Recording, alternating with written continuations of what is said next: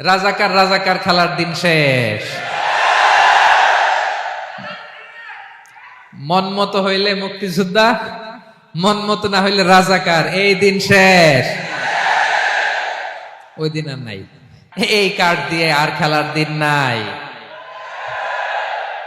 এগুলো মানুষ আর খায় না এখন, এগুলো গিলে না আর। সাধারণ মানুষ বড্ড সচেতন। দেখেন, কালের বিবর্তনে, সময়ের আবর্তনে একই পরিক্রমা আমাদেরকেও ট্যাগিং করে, আমাদেরকে মৌলবাদী বলে, ব্যাকডেটেড বলে, রাজাকার বলে, জঙ্গি বলে, যুদ্ধাপরাধী বলে। আছে না এরকম? ওয়াসবির আলা মা ইয়াকুলুন, নিজের সাথে মিলায় নেন, যা বলে ধৈর্য ধারণ করো। ওয়াহজুরহুম হাজরান জামিলা, জাস্ট ইগনোর দেম, ভালোভাবে ইগনোর করেন, খালাস, সালাম দিয়ে কেটে পড়েন।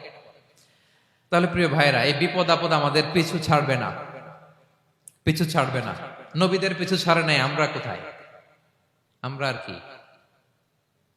বিপদ আমাদেরকে ধৈর্য ধারণ করতে হবে, মনোবল হারাইলে হবে না।